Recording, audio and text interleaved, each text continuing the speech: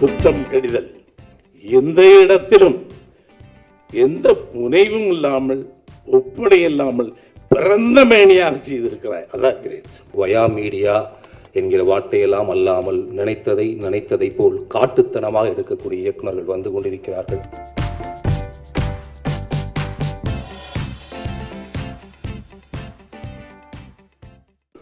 அனைவருக்கும் வணக்கம். இந்த படம் ஒரு ஆதி வனத்தை போன்றது. ஆதி வனம் என்பது மனிதனை பற்றி எந்த விதத்திலும் அக்கறை கொள்ளாதது. அதில் ஓடும் காட்டாறு மனிதனுடைய எந்த பயிரையும் விளைவிக்க விரும்பாமல் தானாக ஓடி கடலில் கலக்கக்கூடியது. அதில் இருக்கும் மரங்கள் எந்த தச்சனின் கைகளை பற்றியும் கவலைப்படாமல் வளர்ந்திருக்கக்கூடிய மரங்கள். அதில் இருக்கக்கூடிய மலர்கள் வண்டுகள் தேனெடுப்பதற்காக மட்டுமே இருக்கக்கூடிய மலர்கள். அப்படிப்பட்ட ஒரு கன்னி படம்தான் குற்றம் கடிதல். அந்த தைரியத்தில் தான் யாருக்கும் புரிந்தால் என்ன புரியாவிட்டால் என்ன என்று தைரியமாக குற்றம் கடிதல் என்று பெயர் வைத்திருக்கிறார்கள். நல்ல வேளை மதுபான கடை என்று பெயர் வைத்தால் நிறைய திரையரங்குகளில் திரையிடுவதற்கு இடம் கொடுப்பதில்லை. ஆக புரியாமல் தலைப்பு வைப்பது எவ்வளவோ பரவாயில்லை. குற்றம் கடிதல் அந்த ஆதிவனத்தை போல் அழகும் கம்பீரமும் அச்சமும் பயமும் அன்பும் தெரிக்கக்கூடிய ஒரு படம். இந்த படத்தை தயாரித்த நண்பன் கிறிஸ்டி, இந்த படத்தை உருவாக்கிய நண்பர் பிரம்மா, ஒரு தமிழ் ஆசிரியனுடைய மகன் என்ன செய்வான் என்பதற்கு அடையாளமாக இருக்கக்கூடிய இந்த படம். இதெல்லாம் தாண்டி இன்னைக்கு ஒரு படம் எடுத்தாலும் அதை தியேட்டருக்கு கொண்டு வர்றதுங்கிறது தான் பெரிய சவால். அந்த படத்தை கண்டுபிடித்து அதை காத்திருக்க வைத்து சரியான தருணத்தை கண்டுபிடித்து திரைக்கு கொண்டு வர இருக்கும் என்னுடைய அன்பண்ணன் ஜேஎஸ்கே. இவர்கள் அனைவருக்கும் என்னுடைய வாழ்த்துக்கள். குற்றம் கடிதல் ஒரு பெரிய நம்பிக்கையை கொடுக்கிறது. தமிழ் சினிமா மாறிக்கொண்டிருக்கிறது. தமிழ் சினிமா பெங்காலி சினிமாவை போல், மலையாள சினிமாவை போல், ஒரியா சினிமாவை போல், மராட்டி சினிமாவை போல், உலக சினிமாவை போல் மாறிக்கொண்டிருக்கிறது. வயா மீடியா என்கிற வார்த்தையெல்லாம் அல்லாமல் நினைத்ததை போல் காட்டுத்தனமாக எடுக்கக்கூடிய இயக்குநர்கள் வந்து கொண்டிருக்கிறார்கள் என்பதற்கான படம் குற்றம் கடிதல். இது வெற்றி பெறும். வாழ்த்துக்கள். என்னோட ஜிகர்தண்டா ஃபிலிம் வந்து நான் எல்லாருக்குமே ஆசை, நிறைய ஃபிலிம் ஃபெஸ்டிவல்லாம் போகணும்னு சொல்லிட்டு. ஸோ நிறைய ஃபெஸ்டிவல் அனுப்பிச்சிட்டே இருந்தோம். நிறைய இதில் செலக்ட் ஆகலாம். எல்லாத்துலேயுமே வந்து குற்றம் கடிதல்னு சொல்லிட்டு இருந்தாங்க. அப்போ நான் யோசிச்சு என்ன இந்த படம் எல்லாத்துலேயும் செலக்ட் ஆகிடுச்சு. அப்படி சென்னை ஃபிலிம் ஃபெஸ்டிவல் நான் பார்த்து ஒரு 4 மாதம் இருக்கும். இன்னமும் வந்து எல்லாத்தையும் இந்த படத்தை பற்றி பேசிகிட்டு இருக்கேன். எனக்கு தெரிஞ்சு ஒரு one of the best films in Tamil cinema வந்து கண்டிப்பாக இந்த படம் இருக்கும். அண்ட் நிறையா ஃபிலிம் ஃபெஸ்டிவல்லாம் போய் வேறு ஏதாவது ஃபாரின் ஃபிலிம்ஸ் பார்க்கும்போது நம்மளுக்கு ஒரு இம்பாக்ட் ஏற்படும். இப்படிலாம் படம் எடுத்துருக்காங்கன்னு சொல்லிட்டு அந்த மாதிரி ஒரு இம்பாக்ட் மற்ற வெளிநாட்டுக்காரங்க வந்து இந்த படத்தை பார்க்கும்போது அவங்களுக்கு ஏற்படும். So very best performances by the actors. Especially இந்த படம் வந்ததுக்கப்புறமே இந்த படத்தில் நடித்த இந்த ஆக்டர்ஸ் எல்லாமே வந்து பயங்கரமாக பேசப்படுவாங்க. அண்ட் பிரம்மா கிரேட் ஜாப் அந்த டீம். இந்த படத்தை சீக்கிரமே இன்னொரு வாட்டி பார்க்கணும்னு ஆசையாக இருக்குது. ஸோ சீக்கிரமே தியேட்டரை ரிலீஸ் பண்ணுங்கள், பார்க்குறேன். தேங்க்யூ. தேசிய விருது பெறுகின்ற படத்தை நாம் வந்து திரையரங்களை பார்க்க போகிறோம் என்பது உண்மையிலே மகிழ்ச்சியாக இருக்கிறது. இதில் வந்து பிரம்மனின் படைப்பு, அதாவது பல கருத்துக்கள் சொல்லிய படம் என்று நான் இப்போ தான் பாரதிராஜா சார் பேசிகிட்டு இருந்தேன். இந்த படத்தை பற்றி ஒரு சில கருத்துக்களை என்னிடம் பதிவித்து கொண்டிருந்தார்கள். கேட்கும்போது இந்த படத்தை உடனடியாக தற்போது இமீடியட்டாக பார்க்கணுன்ற ஒரு எண்ணம் எனக்கு இருந்தது. இது யதார்த்தமாக வந்து அந்த சாங் பார்த்தேன். வரும்போது இந்த படத்தோட ஹீரோயின் அவங்களுக்கு தெரியாது. என் மனைவியின் பேரை கொண்ட ராதிகா அவர்களே இடத்த சீட்டுலேருந்து காலி பண்ணி அவருக்கு இடம் கொடுங்க உட்காருங்கன்னு சொன்னாங்க. அப்போ தான் தெரியும் அவங்க இந்த படத்தோட கதாநாயகி. அப்போ நினச்சி ஒரு ஆறுதல் இருந்துச்சு. என் மனைவி தானே சீட்டு கொடுக்க சொன்னாங்க, மனைவியின் பெயர் உள்ள ஒருவரை என்று. நல்ல சிறப்பாக இருந்துச்சு அவங்க பார்த்த சில காட்சிகளில். இந்த படம் உண்மையாக நல்ல சிறந்த படமாக இருக்கும். இது இந்த entire team of JSK plus அவருடைய என்டையர் குழு, சிலுவப்பன் எல்லாருமே, பிரம்மா எல்லாரும். இங்கே ஒன்று மட்டும் நம்ம சொல்லணும். நான் திரையுலகம் வந்து ராம் பேசும்போது சொன்னாங்க, படத்தை வெளியே கொண்டு வந்து ஒரு மிகப்பெரிய கஷ்டம். தயாரிப்பாளர் வந்து முந்தையெல்லாம் லாபம்னு எழுதி வந்து படத்தை ஆரம்பிப்பாங்க. இப்போ நஷ்டம்னு தைரியமாக எழுதிட்டு ஆரம்பிக்கலாம். ஆனால் அப்படி தான் படமே எடுக்க முடியும் இப்போ. ஏன்னா தியேட்டரும் கிடைக்காது.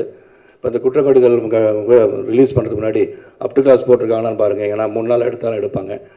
அப்புறம் எந்த ஷோவில் ஓடுதுன்னே மக்களுக்கே தெரியாமல் ஓடும். 12 மணி ஷோக்கு போனீங்கன்னா 2 மணிக்கு அது மாற்றிட்டு வந்தீங்க 2 மணிக்கு தான் அந்த ஷோன்னு சொல்லுவாங்க. ஸோ இந்த மாதிரிலாம் பல விஷயங்கள் இருக்குது. பத்திரிகையாளருக்கு நல்ல ஒரு விருந்து இன்றைக்கி நான் பேசுகிறது.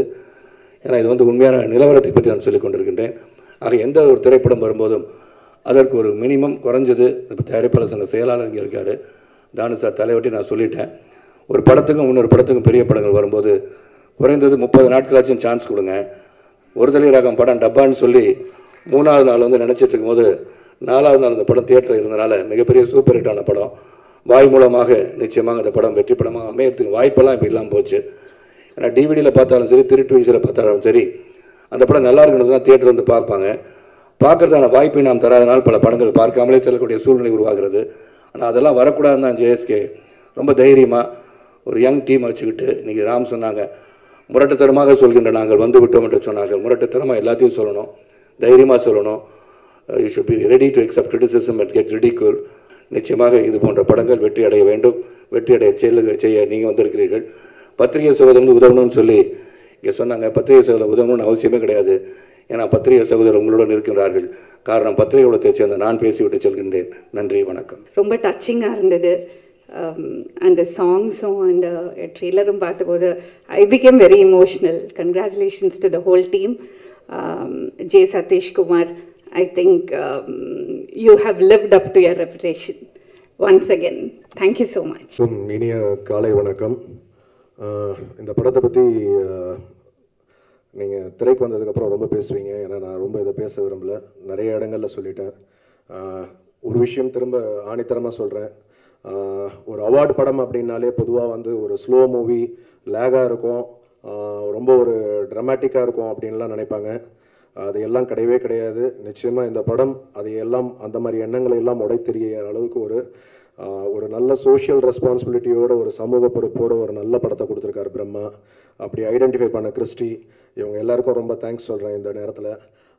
ஏன்னா இந்த மாதிரியான படங்கள் நிச்சயமாக இந்த இடத்துல வந்து நான் இவ்வளோ நாள் கழிச்சு இதை ரிலீஸ் பண்ணணும்னு கொண்டு வந்தது காரணமே இந்த படம் மேலே இருந்த கான்ஃபிடென்ட். இது எல்லா இடத்துலையும் ஒரு அடையாளம் ஏற்படுத்ததுக்கப்புறம் இதோட அட்டென்ஷன் எல்லாருக்கும் கிடைக்கும். நிச்சயமாக இது எல்லாரும் பார்ப்பாங்க. எல்லாரும் பார்க்கணுன்றதுக்காண்டி தான் படம் எடுக்கிறோம், அவார்டுக்காக படம் எடுக்கல. பட் இதில் ஒரு நல்ல விஷயம் இருக்கவே எல்லா ஃபெஸ்டிவல்ஸ்க்கும் அமிச்சோம், சரியான அங்கீகாரம் கிடச்சிது, சரியான பாதையை நோக்கி போயிட்டுருக்கோம். ஸோ நிச்சயம் தியேட்டரில் பாருங்கள். இந்த படத்தை பற்றி பத்திரிகை நண்பர்கள், ஊடக நண்பர்கள் ரொம்ப நல்ல சப்போர்ட் கொடுக்கணும். இந்த நேரத்தில் இங்கே இருந்து இந்த டீமை வாழ்த்தணும் அப்படின்னு சொல்லி வந்த இவங்க எல்லாருக்கும் என்னுடைய நன்றிகள். இந்தியா கிளிட்ஸ் நேயர்களுக்கு என்னுடைய மனமார்ந்த வாழ்த்துக்கள். குற்றம் கடிதல் திரைப்படத்தினுடைய இசை வெளியீட்டு விழாவில் உங்களை சந்தித்து கொண்டிருக்கிறேன். ரிலீஸ் ஆவதற்கு முன்பேயே தேசிய விருதை பெற்று தந்திருக்கக்கூடிய ஒரு திரைப்படம். தமிழர்கள் அனைவருக்கும் பெருமை சேர்த்திருக்கக்கூடிய இயக்குனர் பிரம்மாவுக்கும், ஜேஎஸ்கே நிறுவனத்தாருக்கும், ஒட்டுமொத்த குழுவினருக்கும் என்னுடைய மனமார்ந்த வாழ்த்துக்களை தெரிவித்துக் கொள்கிறேன். வணக்கம் இந்தியா கிளிட்ஸ் நேயர்களே, என்னுடைய பேர் ராதிகா பிரசித்தா. நான் குற்றம் கடிதல் படத்தில் வந்து லீடாக நடிச்சிருக்கேன். இந்த படத்தை பற்றி சொல்லணுன்னா, இது 4 மனிதர்கள் ஒரு நாளில் வந்து they go through one incident and அது எப்படி வந்து அவங்க வாழ்க்கையவே வந்து மாற்றுது. இது வந்து ஒரு த்ரில்லராக சொல்லப்பட்டிருக்கு அண்ட் செம எக்ஸைட்டிங்கான படம். we've gotten so many acknowledgements, நிறைய ஃபெஸ்டிவல்ஸ் இந்தியாலேயும் வெளியிலையும்.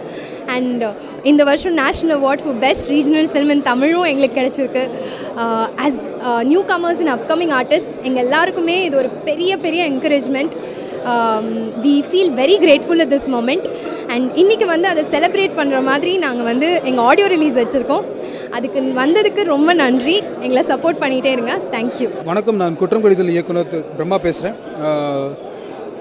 இன்றைக்கி குற்றம் கடிதல் படத்துடைய ஆடியோ லான்ச் நடக்குது. படத்தில் மொத்தம் 4 பாடல்கள் இருக்குது. ஆல்பமில் மொத்தம் 8 பாட்டு இருக்குது. அந்த 8 பாடல்களில் ஒன்று காலை நிலான்ற பாட்டில் வந்து ஜெரால்டு திரவ் எழுதியிருக்காரு. இந்த பாட்டை மதுபாலகிருஷ்ணன் பாடியிருக்காரு. இன்னொரு பாட்டு சின்னஞ்சிரிக்கிளியே பாரதியாரோட பாடல், ஏர்டெல் சிப்போ சிங்கர் யாழினி பாடியிருக்காங்க. இன்னொரு தாலாட்டு பாடல் இருக்குது. முக்கியமாக இதில் ஒரு தீம் மியூசிக் இருக்குது. இது எல்லாமே உங்கள் எல்லாருடைய மனசையும் கவரணும்னு நம்புகிறோம். நன்றி. எல்லாருக்கும் வணக்கம். என் பேர் சங்கர். அந்த படத்துக்கு ஃபஸ்ட் டைம் மியூசிக் பண்ணியிருக்கேன். இந்த வாய்ப்பு கொடுத்த கிறிஸ்டி, ஜேஎஸ்கே சார் மற்றும் பிரம்மாவுக்கு முழுப்புக்கு நன்றி சொல்லியிருக்கிறேன். இதில் மொத்தம் 3 ஃபுல் சாங்ஸ் இருக்குது, 4 பிட் சாங்ஸ் இருக்குது. எல்லா சாங்ஸும் ரொம்ப நல்லா வந்திருக்கு. அப்புறம் வந்து இந்த படத்துக்கு முக்கியமானது வந்து ஆர்ஆர். அந்த ஆர்ஆருக்கு ரொம்ப ஹார்ட் ஒர்க் பண்ணியிருக்கோம். நிறைய 1 மந்த் கிட்ட ஒர்க் பண்ணியிருக்கோம். நிறைய ஆர்டிஸ்ட் வாசிச்சிருக்காங்க மெயினாக. அப்புறம் வந்து இந்த படத்தை வந்து டால்பி அட்மாஸில் மிக்ஸ் பண்ணியிருக்கோம். அது கண்டிப்பாக தேட்டரில் பார்த்தா தான் உங்களுக்கு புரியும். இந்த ஃபஸ்ட்டு இது வந்து மதுபாலகிருஷ்ணன் சார் ஒரு பாட்டு பாடியிருக்காரு. அந்த பாட்டு ரொம்ப நல்லா வந்திருக்கு. மற்ற எல்லாம் பிட் சாங்ஸாக வந்திருக்கு. இது மக்கள் இதை பார்த்துட்டு இது மக்கள் ஆதரவு ரொம்ப தேவை. இதுக்கு உங்கள் சப்போர்ட் இருந்தால் தான் இந்த படம் இன்னும் மேலும் மேலும் வரணும். இது நேஷ்னல் அவார்டு வாங்குறது ரொம்ப சந்தோஷமாக இருக்குது. எல்லாருக்கும் நன்றி சொல்லிக்கிறேன். தேங்க்ஸ். எல்லாருக்கும் வணக்கம். என்னோட பேர் வந்து பாவல் நவகிதன். மெட்ராஸ் திரைப்படத்தில் விஜி அப்படிங்கிற கதாபாத்திரத்தில் நான் பார்த்துருப்பீங்க. இப்போ வந்து நாங்கள் நின்றுட்டு இருக்கிறது வந்து குற்றம் கடிதல் திரைப்படத்தில் உதயன் கதாபாத்திரம் எப்படிப்பட்ட ஒரு கதாபாத்திரம் அப்படின்னா, அதாவது மக்களோட மனசில் ஒரு சம்பவத்துக்கு எப்படி ரியாக்ட் பண்ணணும், மக்களுக்கு என்ன சொல்லணும்னு நினைக்கிறாங்களோ அதை வந்து ரொம்ப ஸ்ட்ராங்காக என்னோட கதாபாத்திரத்திலேருந்து இயக்குனர் சொல்லியிருப்பார். இன்றைக்கி வந்து இந்த படம் வந்து தேசிய விருது வாங்கிருச்சு. தேசிய விருதெல்லாம் தாண்டி மக்களோட அங்கீகாரமும் மக்களுடைய விமர்சனங்களும் தான் எங்களுடைய ஒட்டுமொத்த டீமுமே எதிர்நோக்கியிருக்கோம். கண்டிப்பாக வந்து மக்களுடைய ஆதரவும் இந்த படத்துக்கு இருக்கும் அப்படிங்கிற நம்பிக்கைகள் இருக்குது. நன்றி.